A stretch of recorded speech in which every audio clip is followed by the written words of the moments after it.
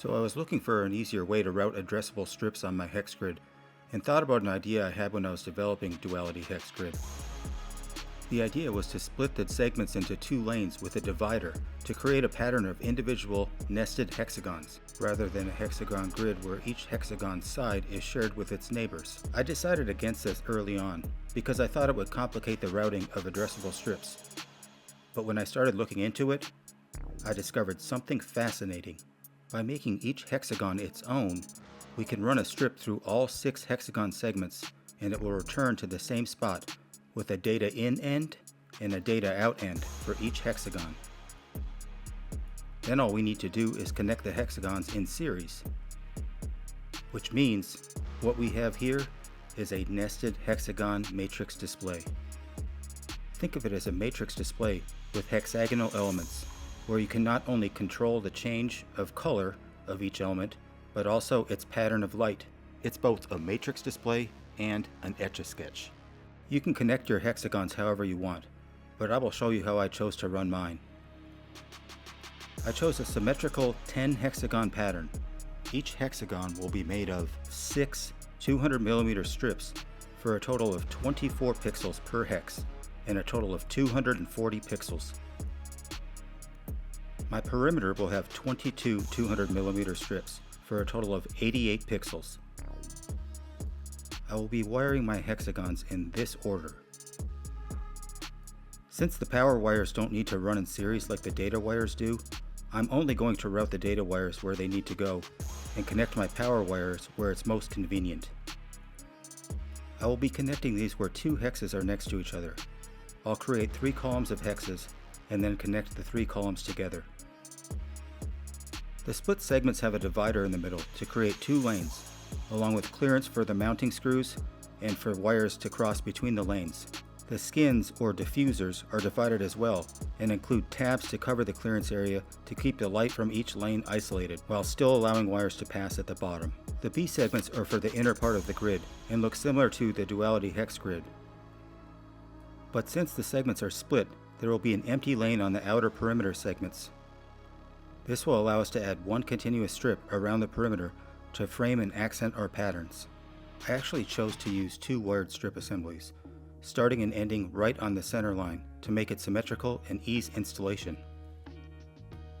Segments A, C, and D are for the perimeter of the grid, and now have mitered ends where they create an outside corner.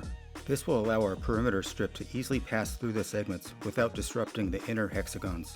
Having 2 LED strips at the bottom means a unique design for the base segment.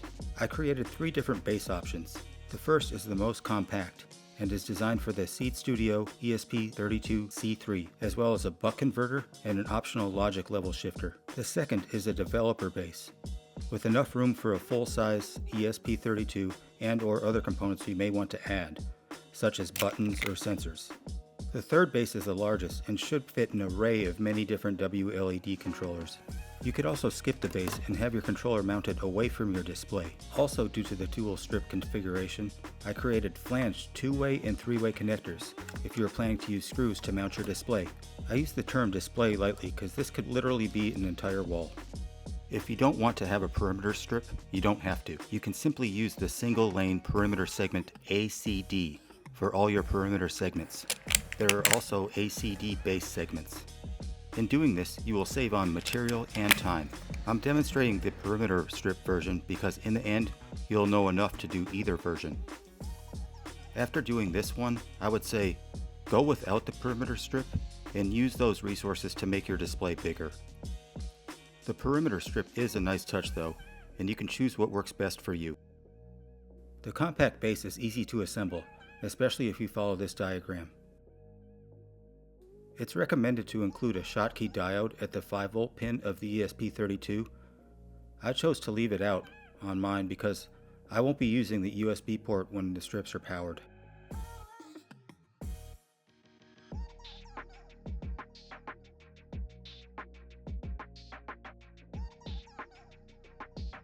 You basically just mount everything to the backplane and then slide it into the base. I chose to use a logic level shifter because with the smaller ESP32s, I usually end up having to add one. The logic shifter just converts the ESP32 3.3 volt logic to 5 volt logic to make sure all the highs are in the 5 volt threshold. I'm using pin D2 for my hexagons and pin D6 for my perimeter. Think of the LED strips as the power source for the base circuit. I will just solder V in from the buck converter to 12 volt on the strip and ground to ground.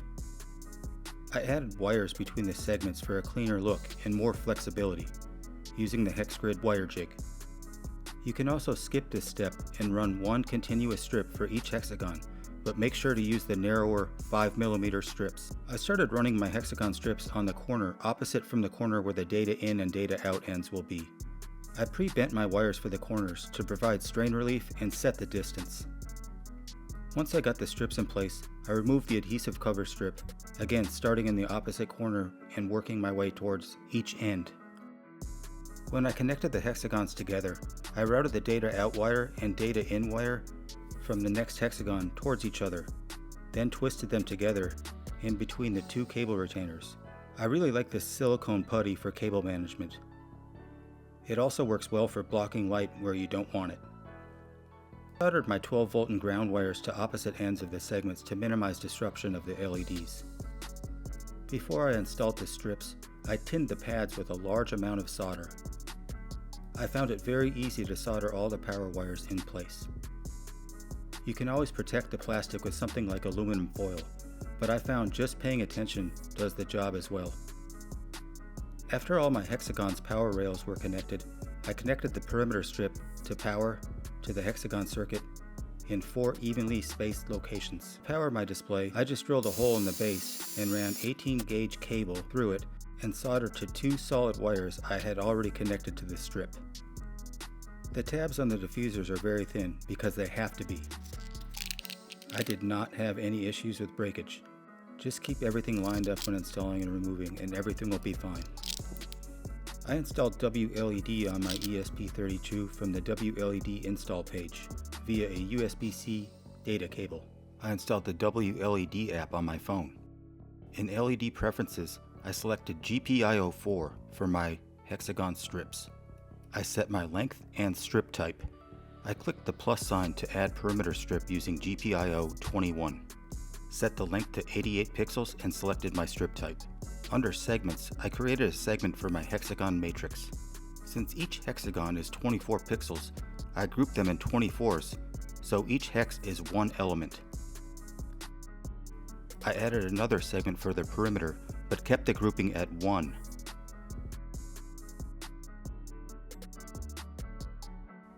Everything you're seeing here is just standard WLED effects in the app. Once you've built your display, you can experiment with all the effects in the WLED app. You can then create your own presets and start saving playlists.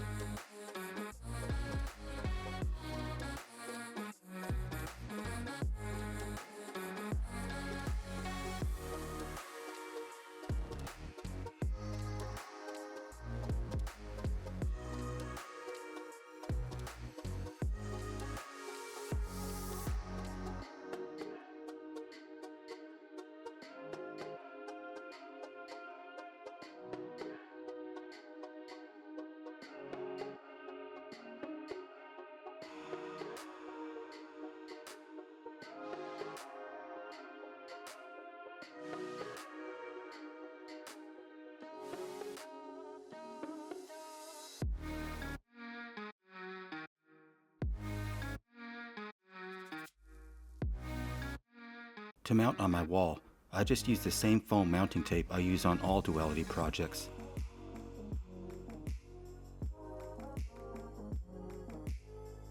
Before I mounted it, I held it in place and made some marks for my power cable hole. I installed 8 flange connectors, but I only used one screw to hold it while I leveled it. I then flicked off the tape covers and pressed it up against the wall to set it. My power cable only runs to one point on my strip. I didn't need any power injection because all loops are closed and there are redundant connections among the strips. The resistance is well balanced. I hope you enjoyed this new expansion to the Hex-Grid system. It really simplifies the wiring and greatly increases the functionality of the Duality Hex-Grid system. Download link is in the description. The files for this edition will be called Hex-Grid Nest.